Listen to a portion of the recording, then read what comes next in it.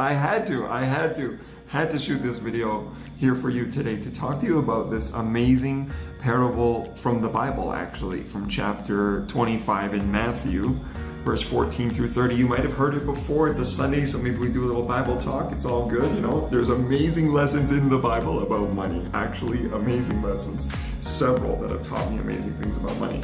So, you know, I'm not like a preacher or anything, but just hear this out, all right? It's the parable of the talents, the 3 talents. So this is a parable, a story that Jesus taught in the Bible, where a master goes away, he's leaving, he's going on a trip, and he gives his servants talents, which is money back in those days, all right? Coins, essentially, right? Gold coins, silver coins. So this rich man going on a trip gives his servants, 3 servants, talents. For the first servant, he gives 5 talents. For the second servant, he gives 2 talents. For the third servant, he gives 1 talent. And it varies, 10, 5, 1 in the different stories of the Bible and the different versions. But basically, when the master came back, the first servant was pleased to say, "Here, master, I have doubled your talents. You've given me 5, and I now have 10. And he gives him the talents, and he gives them, they work for him. He's a servant, right? So the master goes, "Wow, you wonderful, amazing servant. How good for you. How good of you. You've made me very happy. Come and dine with me. Come and be with me. Come and share in my joy, and I will give you much." Great job, he says, essentially. And the second servant, who has been given 2 talents, he doubles it as well, and he gives his master 4 talents. And the master says, "Wow, great job, way to go, good on you, thank you. Come and be in my house, be in my glory, and share with me in this abundance."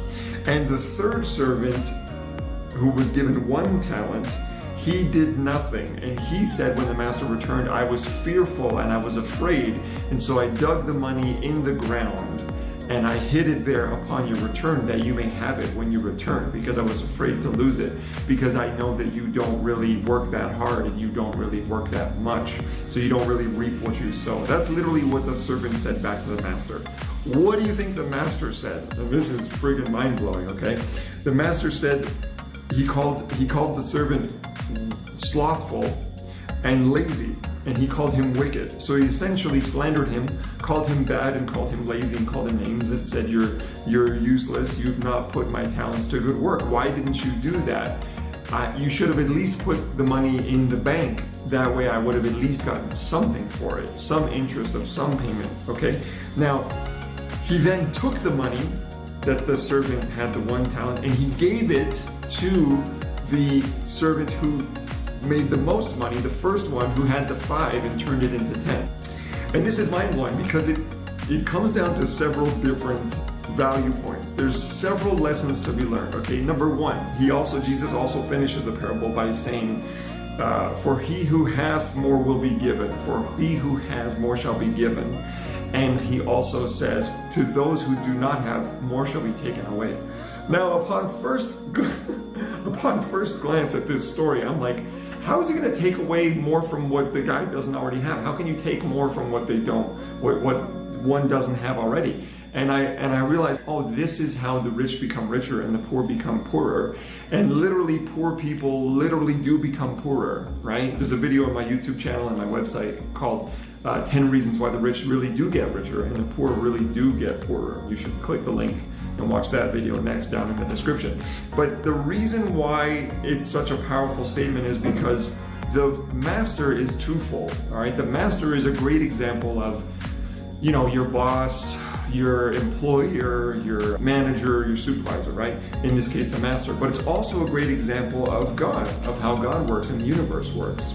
And the other interesting thing, I hope you're taking notes, is that what's funny is in the Bible, originally the word poor used to mean non-productive ones. So, the next part to this video is going to be poor equals non-productive. How can the poor have more taken from them? Because they don't have, and they don't produce. They're non-productive. Poor means non-productive. So poor meaning non-productive, they're not producing, they're not making money. That's how the poor continue to become poorer. It's really sad, but it makes sense. God also wants you to share your gifts. God also wants you to be fruitful and multiply. Another part of the Bible, another story says that, be fruitful and multiply. And so for everyone that has, more shall be given. Now there's many takeaways from this, all right?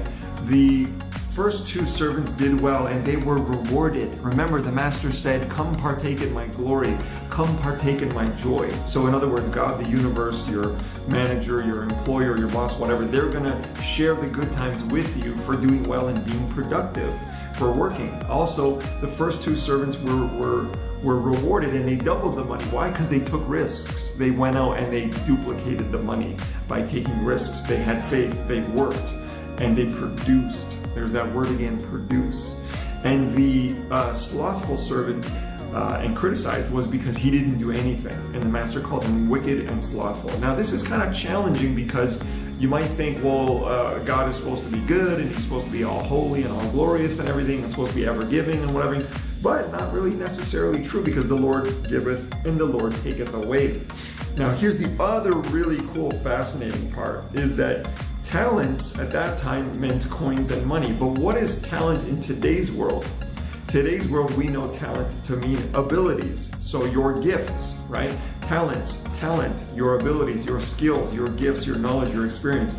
He wants you to go and put that to work. The whole summation of the story is about putting your talents to work, putting yourself to work. Remember that poor means non-productive. So if you just want to solve your financial problems, you need to simply take away from this story that poor means non-productive. If you're having an experience of debt or lack of money or lack of abundance or lack of wealth, or you're having hard financial times, you just need to go produce. You need to go have faith and go work and put your money to work for you.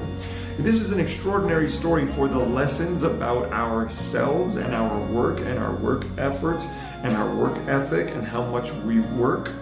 And then there's also the side of investing. Typically this story is thought of it, which is great, don't get me wrong, for investing. So when you put your money to work and work for you, the harder it works, the more it'll do for you, the more it'll return for you. So when you invest, you need to have faith, you need to do your due diligence, you need to take a leap of faith, you need to action it and put it to work like the first two servants, and then you'll be rewarded. Whereas just digging it in the ground, just putting it in the ground, putting it in the mattress, or just even leaving it in the bank is not really that great because it's not working for you. So God, the universe, rewards those who produce, those who multiply, those who put their talents and effort to work, baby. Let's go. That's why I did this video on a Sunday. Normally I don't work on Sundays, but this is me putting my talents to work. I've been told that I'm a good orator, a great public speaker, a good communicator. I make complex concepts simple. So here I am doing this video here for you today, inspired, sharing my talents with you. So I leave you with this. What are your talents? What are you going to share and give to the world? What are your gifts and abilities that you can double down on and produce more and create more, so that your master, the universe, the creator, is happy and you get to partake in the glory and the joy with him and her and it, because it's all the same. All right? Much love. I hope this has helped you reflect on the question, be fruitful and multiply. Enjoy.